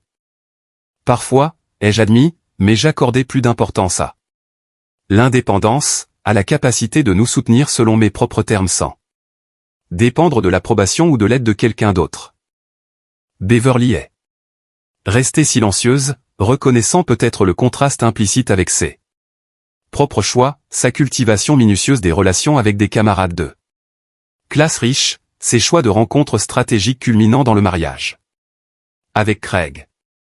Sa recherche persistante de validation externe à travers des symboles de statut. J'aimerais te montrer la chambre d'enfant, a-t-elle dit. Finalement en changeant de sujet. Craig l'a aidé à se lever et je les ai suivis. À l'étage vers une pièce magnifiquement aménagée, peinte dans des tons de vert douée de crème avec une fresque d'arbres stylisée couvrant un mur. C'est parfait, ai-je dit en passant ma main sur le berceau en bois fait à la main. Tellement paisible. Beverly a ouvert un tiroir de commode, en retirant quelques choses soigneusement pliées dans du papier de soie. Je voulais te montrer ça. Elle a déballé une petite couverture bien usée avec des motifs d'animaux décolorés. Mon souffle s'est coupé en signe de reconnaissance. La propre couverture de bébé de Beverly, celle que ma mère avait faite pendant ma grossesse. Tu l'as gardée, ai-je murmuré, inopinément ému. C'est la seule chose que j'ai de grand-mère. Beverly a lissé le tissu avec une tendresse surprenante. J'ai pensé que le bébé devrait l'avoir, que ce soit un garçon ou une fille, pour savoir d'où il vient. Le simple geste, Beverly préservant ce lien avec ses racines, malgré ses sentiments complexes concernant son héritage, m'a profondément touché. Peut-être que la maternité adoucissait déjà certains de ses aspects les plus durs, créant de l'espace pour des valeurs au-delà du statut et de l'apparence. Ta mère serait honorée, ai-je dit, veillant à ne pas exagérer la signification du moment. Quand Craig m'a raccompagné plus tard. Ce soir-là, il a hésité à la porte. Elle essaie, Marion, à sa manière. Cette grossesse l'a fait réfléchir à ce qui compte vraiment. Je sais, les jeux. Assuré. Les petits pas sont toujours des pas en avant. Je suis retourné à mon hôtel avec un optimisme prudent. La cérémonie d'inauguration était dans 3 jours. La date d'accouchement de Beverly juste 2 semaines après. Quelque chose changeait entre nous. Pas une réconciliation complète, mais le début d'une relation plus authentique basée sur qui nous étions maintenant, pas seulement sur notre histoire compliquée. Cette nuit-là, j'ai ajouté une autre entrée au journal pour ma petite fille. Les héritages familiaux sont des trésors complexes. Non seulement les héritages matériels qui passent d'une génération à l'autre, mais les valeurs, les histoires, les exemples discrets qui nous façonnent d'une manière que nous ne reconnaissons souvent pas avant de devenir parents nous-mêmes. Ta mère le découvre maintenant alors qu'elle se prépare à te rencontrer. Et je le redécouvre à travers de nouveaux yeux alors que je me prépare à devenir ta grand-mère. Le matin de l'inauguration de Cooper Plaza s'est levé clair et froid. Je me suis habillé soigneusement dans un tailleur marine sur mesure, professionnel mais pas ostentatoire, avec un seul bijou, la montre de mon père, que j'avais fait restaurer et ajuster à mon poignet plus fin. Son tic-tac régulier contre ma peau me donnait l'impression de sa présence m'accompagnant à ce moment qu'il avait rendu possible sans jamais le savoir. Julia m'a retrouvé dans le hall de l'hôtel, son expression à la fois fière et protectrice. Prête pour ton début public en tant que philanthrope? Cela semble bien plus grand que ce que je ressens, ai-je admis en marchant vers sa voiture. Je suis juste la fille de papa, essayant d'honorer ça. Prévoyance. Parfois, la philanthropie la plus significative vient exactement de là, honorer d'où nous venons tout en créant quelque chose de nouveau. Le chantier de construction avait été transformé pour la cérémonie. Une petite scène se tenait là où la place centrale serait finalement construite, faisant face à des rangées de chaises occupées par des fonctionnaires de la ville, des chefs d'entreprise et des représentants des médias. De grandes représentations affichaient le projet achevé avec Cooper Plaza en bonne place, au cœur. Tandis que Julia et moi approchions, j'ai été surprise de voir Craig au premier rang, ayant l'air professionnel dans un costume bien coupé. Quand il m'a vu, il s'est levé et a fait signe. Beverly voulait venir, a-t-il expliqué, en me rejoignant. Mais elle avait un rendez-vous chez le médecin. La tension artérielle est toujours élevée. Elle devrait absolument prioriser ça. Les jeux assurés. Touché qu'ils aient prévu d'assister. Dis-lui, s'il te plaît, que j'apprécie l'attention. En fait, elle m'a demandé d'enregistrer des parties de la cérémonie. Elle a dit qu'elle voulait te voir en action. L'idée que Beverly s'intéresse à cet aspect de ma vie, si éloigné des valeurs matérialistes qu'elle avait toujours privilégiées, était inopinément émouvante. Avant que je puisse répondre, le maire de la ville s'est approché, la main tendue. Madame Cooper, c'est un honneur de vous rencontrer. Votre vision pour ce développement, en particulier la composante logement abordable, est exactement ce dont notre ville a besoin. La vision de mon père, ai-je corrigé doucement. Je n'en suis que la gardienne. La cérémonie a commencé, avec divers officiels faisant des discours d'une longueur prévisible sur le renouveau urbain et l'investissement communautaire. J'ai écouté attentivement, regardant Craig enregistrer discrètement les moments clés sur son téléphone. Vraisemblablement pour Beverly. Finalement, le maire m'a présenté. Et maintenant, la femme dont la générosité et la vision ont rendu ce projet possible, Madame Marion Cooper. Tandis que je me dirigeais vers le podium, un calme étrange s'est emparé de moi. Parler en public n'avait jamais été ma force. J'avais toujours été la personne organisant en coulisses, soutenant les moments des autres sous les projecteurs. Mais aujourd'hui, représentant l'héritage de mon père, les mots venaient facilement. Merci, monsieur le maire Williams. Distingué invité, membre de la communauté, je suis honoré d'être ici, bien que le véritable honneur revienne à mon père, Thomas Cooper. L'homme pour qui cette place sera nommée n'a jamais cherché la reconnaissance. Il réparait des voitures, lisait voracement et plantait tranquillement des graines pour un avenir qu'il ne vivrait pas. J'ai fait une pause, regardant les visages attentifs. Craig souriait en signe d'encouragement, son téléphone enregistrant. Toujours. Mon père croyait que l'éducation, le travail acharné et la prospective étaient les véritables fondements de la richesse, pas seulement la richesse financière, mais la richesse d'une vie bien vécue. Cooper Plaza et le développement environnant incarneront ces valeurs, créant des espaces où les familles peuvent vivre à des prix abordables, où les enfants peuvent jouer en toute sécurité, où la communauté peut s'épanouir. J'ai continué à décrire la mission de la Fondation Thomas Cooper de soutenir les opportunités éducatives pour les étudiants de la classe ouvrière, en particulier les parents célibataires cherchant à améliorer l'avenir de leur famille grâce à l'éducation et à la formation. Pendant que je parlais, j'ai remarqué plusieurs journalistes prendre des notes particulièrement, leur stylo se déplaçant rapidement sur leur carnet. En conclusion, j'aimerais partager quelque chose que mon père me disait souvent, la valeur n'est pas toujours visible au premier abord. Les choses les plus précieuses nécessitent souvent de la patience pour révéler leur valeur. Merci de participer à la révélation de la valeur de son ancien investissement dans cette communauté. Les applaudissements ont été chaleureux et sincères. Après la traditionnelle pelletée de terre avec des pelles pintants. Or, ce qui aurait fait rire mon père pragmatique, je me suis retrouvé entouré de personnes me félicitant et de journalistes demandant des interviews. Julia a géré la plupart des demandes, en programmant quelques-unes pour plus tard dans la semaine tout en me protégeant d'être submergé.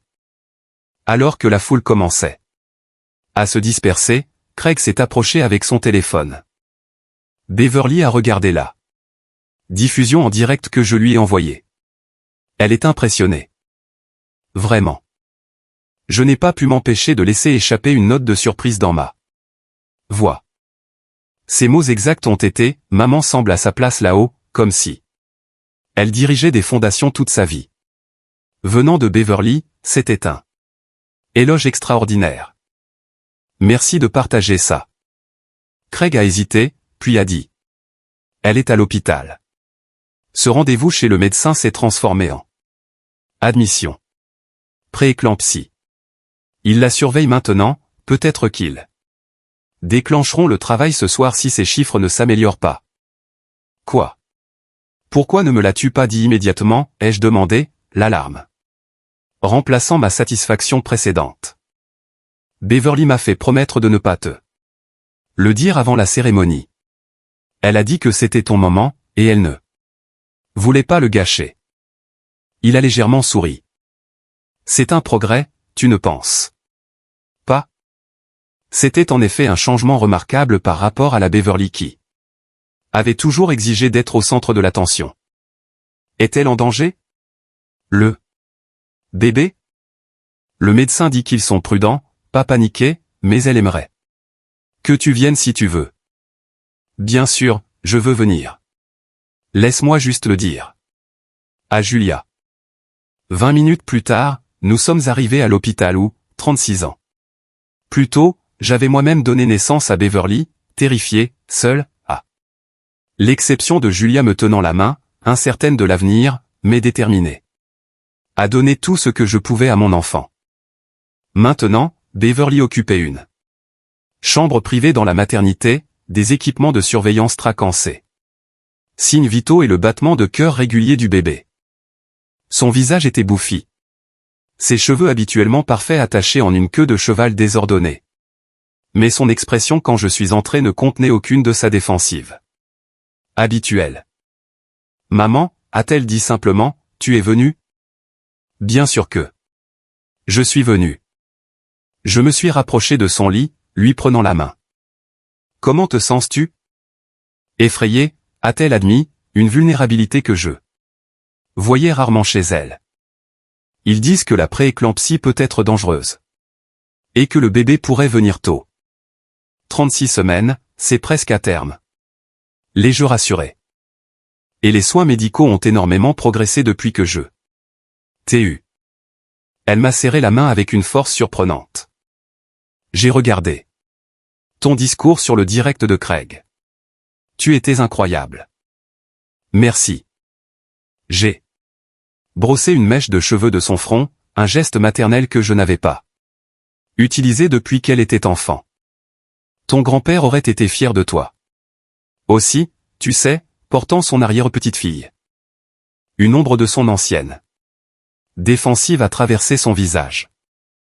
Même après avoir rejeté le nom Cooper, dit ces choses horribles au mariage, même alors. Elle se racle la gorge. La famille est compliquée, Beverly. Nous ne comprenons pas toujours la valeur de ce que nous avons avant que la perspective ne change notre vision. Elle est restée silencieuse un instant. Les seuls sons, le bip régulier des moniteurs et les activités de l'hôpital atténuées au-delà de sa porte. Je crois que je comprends maintenant, a-t-elle finalement dit. Pourquoi grand-père a investi cet argent au lieu de le dépenser? Pourquoi tu as travaillé si dur au lieu de chercher un chemin plus facile? Sa main libre a bougé vers son ventre. Il ne s'agissait jamais de l'argent lui-même. Il s'agissait de créer de la sécurité. De construire quelque chose de durable. Avant que je puisse répondre, un médecin est entré, une jeune femme confiante qui s'est présentée comme le docteur Patel. Elle a examiné les derniers résultats de Beverly avec une efficacité calme. Votre tension artérielle ne se stabilise pas comme nous l'espérions. Je recommande de procéder au déclenchement du travail ce soir. La main de Beverly s'est serrée sur la mienne, mais c'est 3 semaines en avance. Le bébé est suffisamment développé pour que les risques de poursuivre la grossesse l'emportent désormais sur les avantages d'attendre, a expliqué le docteur Patel. Surtout avec votre tension artérielle qui continue d'augmenter. Après que le médecin fut parti faire les préparatifs, Beverly m'a regardé avec une vulnérabilité inhabituelle. Restes-tu pendant l'accouchement? La demande m'a stupéfaite. Tout au long de sa vie d'adulte, Beverly avait maintenu une distance prudente par rapport à la nécessité de ma présence, à la reconnaissance de toute dépendance au soutien maternel. Si c'est ce que tu veux, bien sûr que je resterai. Oui, elle a esquissé un sourire. Il s'avère que devenir mère te donne envie d'avoir ta propre mère près de toi, même quand tu as été. Elle a hésité. Difficile. Je serai là, ai-je promis, m'installant sur la chaise à côté de son lit tandis que les infirmières commençaient à préparer le déclenchement. Aussi longtemps que tu auras besoin de moi. Le travail a progressé lentement pendant la nuit. Beverly, qui s'était toujours fait un devoir de contrôler chaque aspect de sa vie, luttait visiblement pour se soumettre à ce processus fondamentalement incontrôlable. Chaque contraction semblait défier non seulement son endurance physique, mais toute sa vision du monde. J'avais un plan, a-t-elle dit entre les douleurs, la frustration évidente dans sa voix. Un accouchement naturel, mais avec une péridurale au moment exact, pas 3 semaines en avance avec une intervention médicale. J'ai mouillé un linge et j'ai essuyé son front doucement. Les bébés suivent rarement nos plans soigneusement construits. Est-ce que j'ai suivi les tiens? A-t-elle demandé, une curiosité sincère supplantant momentanément l'inconfort. Pas du tout, j'ai souri. J'avais 17 ans, Beverly.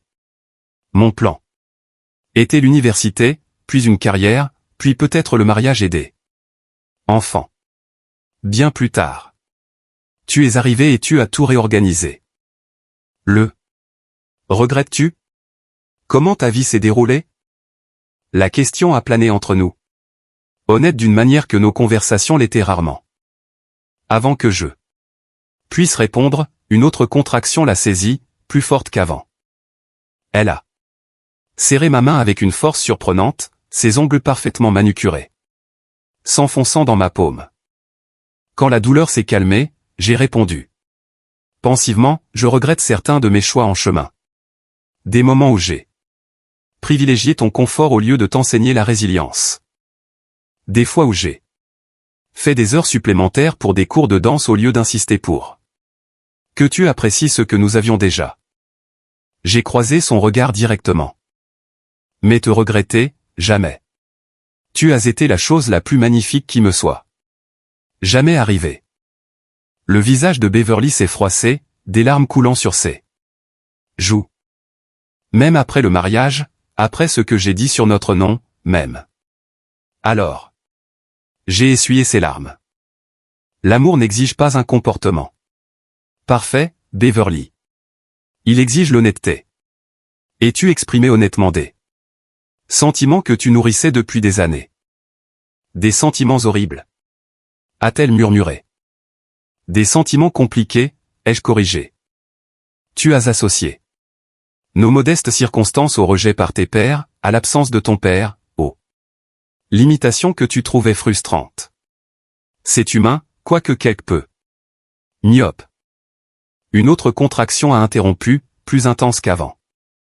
Craig, qui avait somnolé sur la chaise du coin, s'est réveillé et s'est immédiatement déplacé de l'autre côté de Beverly, la soutenant pendant le pic de douleur avec un encouragement discret. Pendant toute la nuit, ce schéma a continué. Des moments de connexion et d'honnêteté extraordinaire entre les contractions, puis une concentration totale sur le processus physique pendant celle-ci. L'aube se levait quand le docteur Patel est revenu vérifier les progrès de Beverly. Vous êtes complètement dilaté, a-t-elle annoncé. Il est temps de rencontrer ce bébé. La salle d'accouchement s'est transformée en une ruche d'activité. Concentrée. Les infirmières ont positionné Beverly. L'équipement a été préparé. Les lumières éclaircies.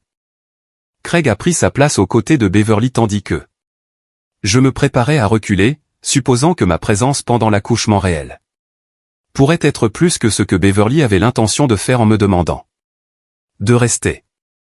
Maman, a appelé Beverly, sa voix tendue par les forêts. L'anxiété. Ne pars pas. Je suis juste ici, les jeux assurés, me déplaçant à son autre côté. Ce qui a suivi était à la fois primal et transcendant. Beverly travaillant avec une détermination et une force que j'avais toujours su qu'elle possédait mais que j'avais rarement vu diriger vers autre chose que l'acquisition matérielle ou l'ascension sociale.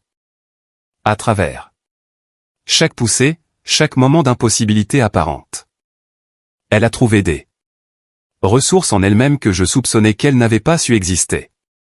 Je peux voir la tête, a annoncé le docteur Patel. Beaucoup de cheveux foncés.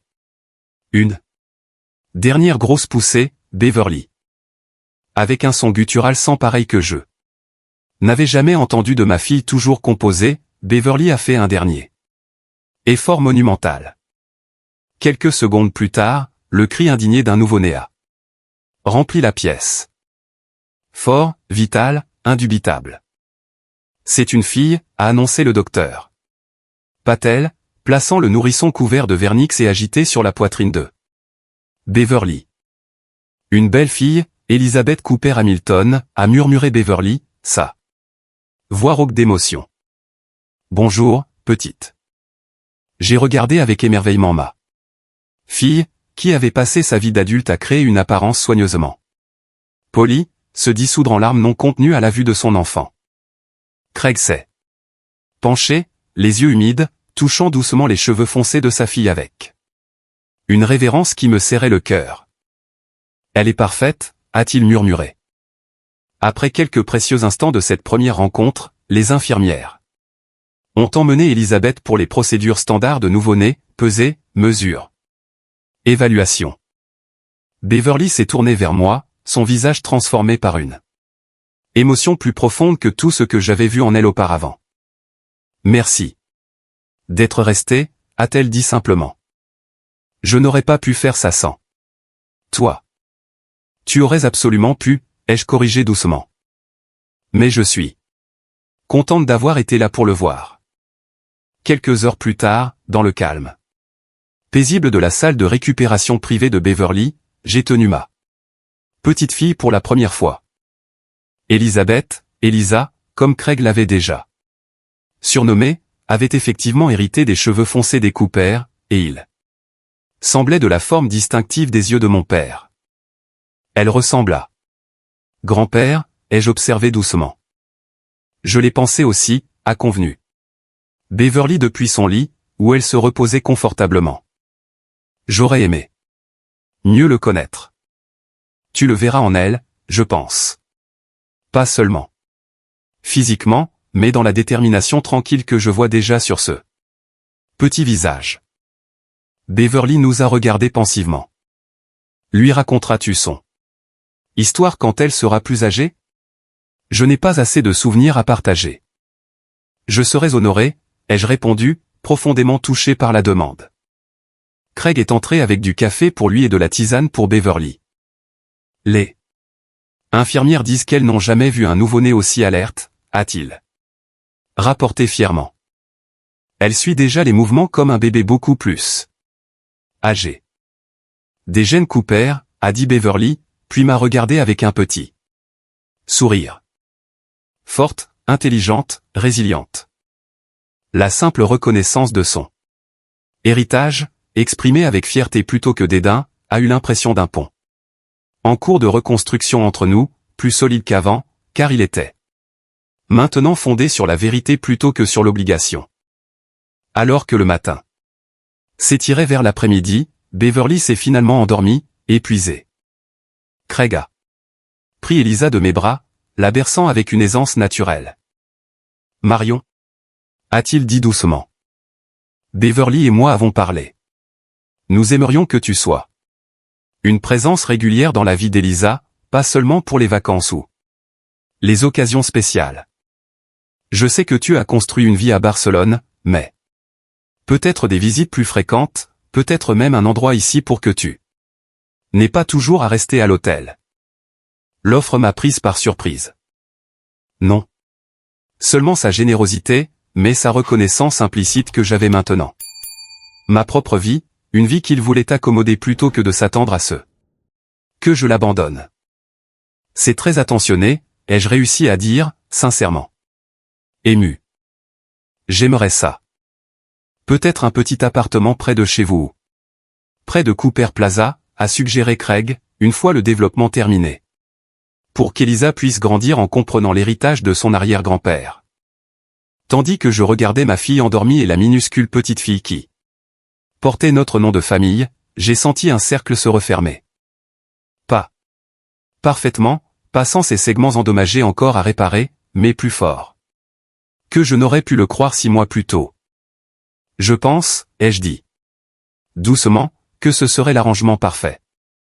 Plus tard, seul dans ma chambre d'hôtel, j'ai ajouté une nouvelle entrée au journal pour Elisa. Aujourd'hui, tu es arrivée, Elizabeth Cooper Hamilton, apportant avec toi un pont entre des mondes que je pensais rester à jamais séparés. Ton existence même a créé de nouvelles possibilités de guérison, de compréhension, de continuité. Tu portes non seulement un nom, mais un héritage de force tranquille, de prévoyance et de résilience. Bienvenue dans notre famille imparfaite, évolutive et précieuse. 1 an plus tard, je me tenais sur le balcon de mon nouvel appartement, surplombant Cooper Plaza. Le développement avait été achevé avec une efficacité remarquable, transformant ce qui avait autrefois été un terrain négligé en un espace communautaire vibrant.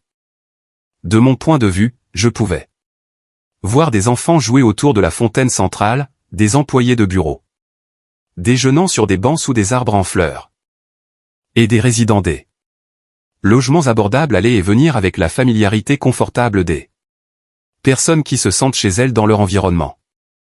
La sculpture en bronze de mon père lisant à un enfant était devenue un lieu de rencontre populaire, les gens disant souvent « je te vois chez le lecteur », sans même connaître la signification de la figure à laquelle il faisait référence. Papa aurait apprécié cette intégration discrète dans la vie quotidienne bien plus que n'importe quel monument grandiose. Ma propre vie avait trouvé un équilibre similaire, non pas grandiose, mais utile et agréablement divisé entre 2 mondes.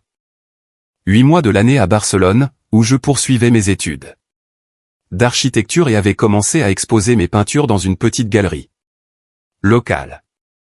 4 mois dans cet appartement près de Cooper Plaza, où je dirigeais les activités de la fondation et, plus important encore, maintenais une présence régulière dans la vie de ma petite fille. La sonnette a retenti, interrompant mes réflexions. À travers le Judas, j'ai vu Beverly avec Elisa dans ses bras. L'air exceptionnellement décontracté en jean et chemisier simple. Nous sommes en avance, a-t-elle annoncé quand j'ai ouvert la porte. Craig a été appelé pour une réunion d'urgence avec un client, alors c'est juste nous 2 pour le déjeuner. Parfait, ai-je répondu, tendant les bras vers Elisa, qui s'est jetée vers moi avec un cri ravi. À 14 mois, elle était un tourbillon d'énergie et de détermination, marchant déjà avec confiance et essayant de communiquer tout ce qu'elle observait dans une combinaison élaborée de mots et de gestes. Gamma, a-t-elle proclamé, me tapotant la joue d'une main légèrement collante. Elle a mangé une banane dans la voiture, a expliqué Beverly, posant le sac. Allongé. Juste un avertissement, elle réclame Plaza depuis ce matin. Je pense qu'elle veut voir la fontaine après le déjeuner. La Plaza, alors? Ai-je acquiescé, installant Elisa sur ma hanche. J'ai préparé la salade de pâtes qu'elle a aimée la dernière fois. Beverly m'a suivi dans la cuisine où elle a automatiquement commencé à mettre la table pendant que j'attachais Elisa dans sa chaise haute. Cette domesticité facile entre nous était encore assez nouvelle pour paraître remarquable, un rythme que nous n'avions jamais établi. Quand elle grandissait. Quand chaque interaction avait été colorée par son ambition d'échapper à nos modestes circonstances et ma détermination à lui offrir des opportunités que je n'avais jamais eues. La Fondation a sélectionné sa première cohorte de boursiers, ai-je mentionné alors que nous asseyions pour manger. 20 parents célibataires poursuivant des diplômes en soins infirmiers aux certifications d'électricien. C'est merveilleux, dit Beverly, coupant habilement les pâtes en petits morceaux pour Elisa. Y. Aura-t-il une sorte de cérémonie? Une petite réception la semaine prochaine. Rien d'élaboré. Ce sont des gens avec des emplois et des enfants et peu de temps, mais nous voulions marquer l'occasion. Beverly a hoché la tête. Pensivement. J'aimerais y assister si ça va. Peut-être aider avec quelque chose. L'offre m'a surprise. Bien que Beverly ait montré un intérêt croissant pour la fondation au cours de la dernière année, elle avait maintenu une distance respectueuse par rapport à une implication active. Peut-être incertaine de sa place dans une organisation célébrant l'héritage Cooper qu'elle avait autrefois publiquement rejeté. Nous serions ravis de t'avoir là, ai-je dit. Avec précaution. Une raison particulière pour cet intérêt? Elle s'est concentrée sur le fait d'aider Elisa à attraper un morceau de pâte glissant. Avant de répondre. J'ai beaucoup réfléchi à retourner au travail, pas à mon ancien poste en marketing. Cela me semble vide maintenant. Elle a jeté un coup d'œil à Elisa. Être mère a changé mes priorités, mais je veux toujours faire quelque chose de significatif. Et la fondation t'intéresse? L'aspect éducatif, oui. Elle a croisé mon regard directement. Je pensais établir un programme de bourse spécifique au sein de la fondation pour les jeunes mères. Célibataire comme tu l'étais, avec mes propres fonds. J'ai posé ma fourchette, véritablement stupéfaite par cette proposition. Ce serait remarquable, Beverly. Ce n'est pas entièrement altruiste, a-t-elle admis. Avec une franchise inattendue. J'ai beaucoup réfléchi à la rédemption ces derniers temps. Comment réparer les choses horribles que j'ai dites sur notre héritage. Cela me semble être un moyen d'honorer ce que toi et grand-père avait construit tout en apportant ma propre contribution. La distance que nous avions parcourue en un an semblait soudainement incommensurable. Du toast de mariage de Beverly dénonçant son héritage Cooper à ce moment, elle proposant d'investir ses propres ressources pour perpétuer ce même héritage, représentait une transformation que je n'aurais pas osé espérer. Je pense que c'est une idée parfaite, ai-je finalement dit. Anna, notre directrice, peut t'aider à la structurer comme tu l'envisages. Après le déjeuner, nous nous sommes promenés jusqu'à la plaza comme promis, Elisa entre. Nous tenant toutes les deux par la main et demandant occasionnellement à être balancés en avant avec des cris de joie. Le soleil de fin avril réchauffait l'air, invitant les gens à sortir pour profiter de l'espace public accueillant. Tandis que nous approchions de la fontaine, Elisa s'est détachée, trottinant vers la sculpture en bronze avec une vitesse surprenante pour ses petites jambes. Beverly et moi avons suivi, échangeant des regards amusés devant sa détermination. Livre de Gamma, a déclaré Elisa, montrant du doigt le lecteur en bronze. C'est ça, ma chérie. C'est ton arrière-grand-père lisant un livre, ai-je expliqué, bien qu'elle soit bien trop jeune pour en comprendre la signification. Beverly a étudié la sculpture avec un nouvel intérêt. Il le représente vraiment bien d'après les photos que j'ai vues. Ce regard doué, concentré. L'artiste a utilisé des photos de quand j'avais environ 5 ans. Ai-je expliqué? Papa me lisait tous les soirs, peu importe à quel point il était fatigué de travailler au garage. Nous nous sommes assis sur un banc, face à la fontaine.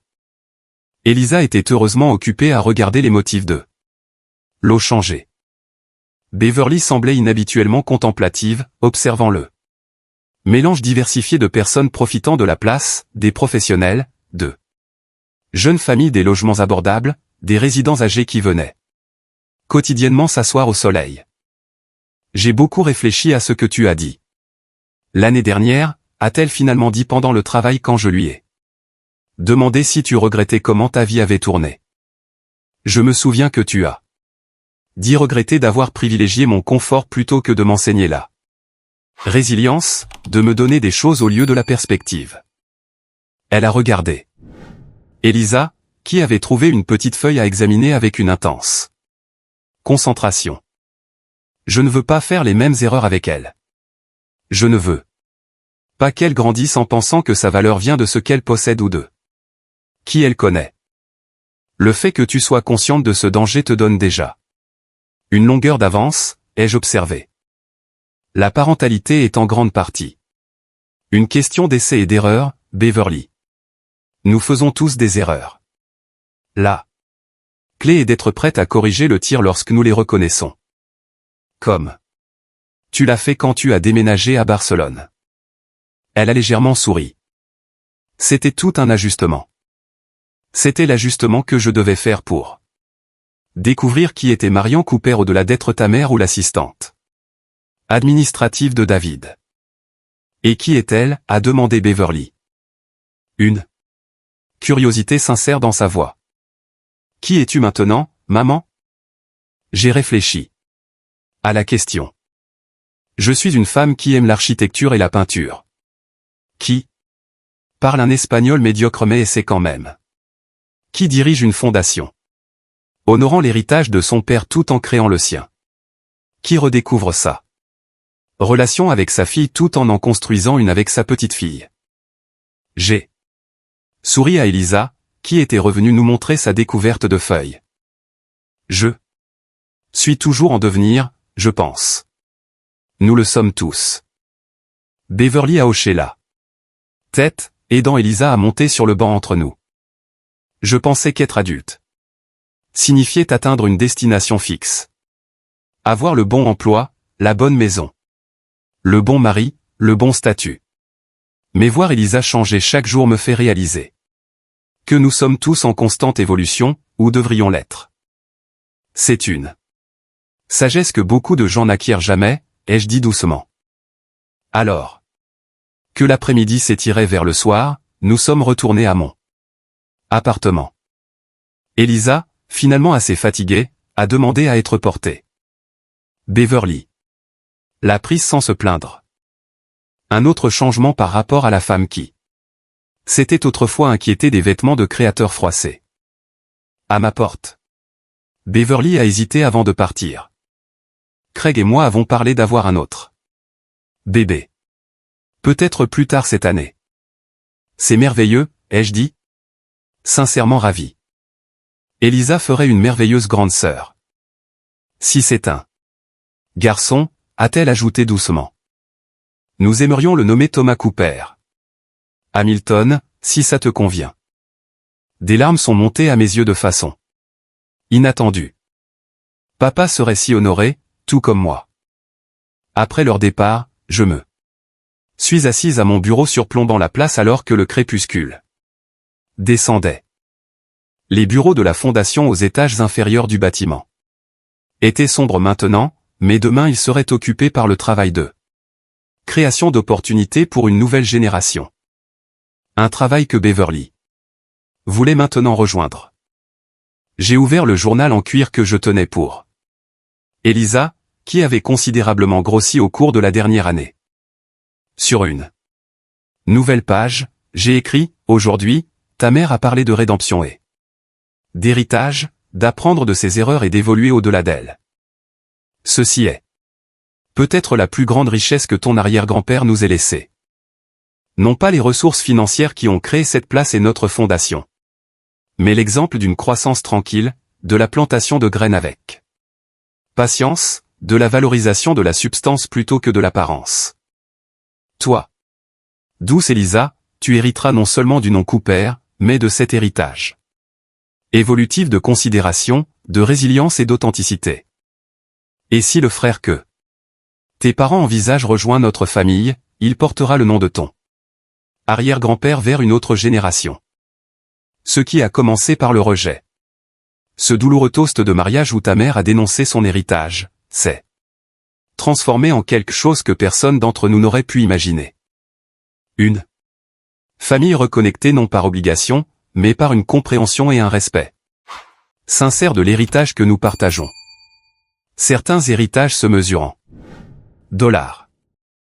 D'autres, bien plus précieux, se mesurent en sagesse, en perspective. En courage de reconnaître ses erreurs et de les dépasser. Toi, Elizabeth Cooper Hamilton, tu es l'incarnation vivante de cet héritage plus précieux. Et te voir grandir en lui est la plus grande joie de ma deuxième vie inattendue.